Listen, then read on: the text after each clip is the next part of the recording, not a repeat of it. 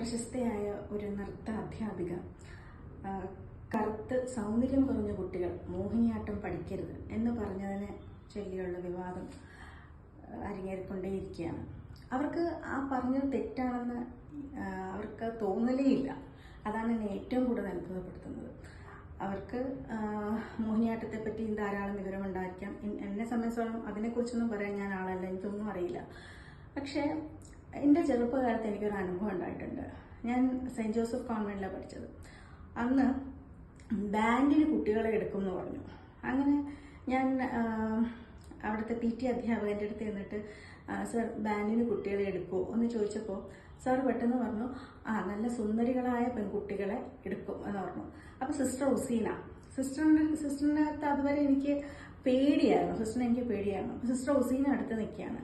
Sister പെട്ടെന്ന് പറഞ്ഞു, എന്താണ് നിങ്ങൾ ഈ പറയുന്നത്? എന്ത് വൃത്തികേടാണ് നിങ്ങൾ ഈ പറയുന്നത്? ഒരു സിസ്റ്ററാണ്. സിസ്റ്റർ സാറിനടുത്ത് പറയാണ്, ഇങ്ങനെയാണോ പറയേണ്ടത്? ഒന്നുമില്ല മോളെ, മോക്ക് താല്പര്യമുണ്ടോ? അതുവരെ സിസ്റ്റർ ആരും മോളെ ഒന്നും വിളിച്ച് ഞാൻ കേട്ടിട്ടില്ല.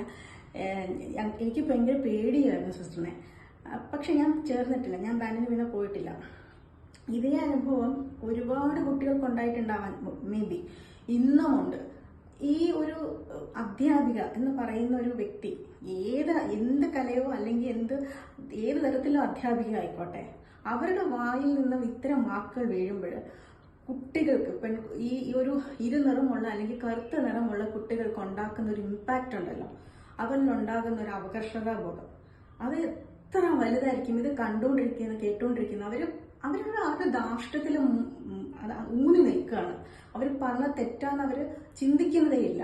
ഈ പ്രൊഫഷണൽ ആയ ക്രിമിനലുകൾ എന്ന് പറയത്തില്ലേ, അതിങ്ങനെയാണ്. അത് എല്ലാ വിഭാഗങ്ങളിലും ഉണ്ട്, അധ്യാപകരിലും ഉണ്ട്, എല്ലാ വിഭാഗങ്ങളിലും ഉണ്ട്. കുട്ടികളെ വാർത്തെടുക്കുകയല്ല ചെയ്യുന്നത്, അവരുടെ ഒരു അവരുടെ ഒരു ആത്മധൈര്യത്തെ മൊത്തം വെട്ടി അങ്ങനത്തുള്ള അനുഭവങ്ങൾ പറയാനാണെങ്കിൽ നിരവധി ഉണ്ട് സ്കൂൾ തലത്തിൽ. പക്ഷെ ഇന്ന് ഞാൻ ആലോചിച്ചു, അന്ന് സത്യം പറഞ്ഞാൽ ഞാൻ ബാൻഡിന് കയറണമായിരുന്നു. സിസ്റ്റർ ഒസീന എൻ്റെ അടുത്ത് മോക്ക് താല്പര്യമുണ്ട് കയറുമെന്ന് പറഞ്ഞപ്പോൾ എനിക്ക് ആ ധൈര്യം കിട്ടിയില്ല. ഒറ്റ വാക്കിൽ ആ മാഷിന്റെ ധൈര്യം കളഞ്ഞു.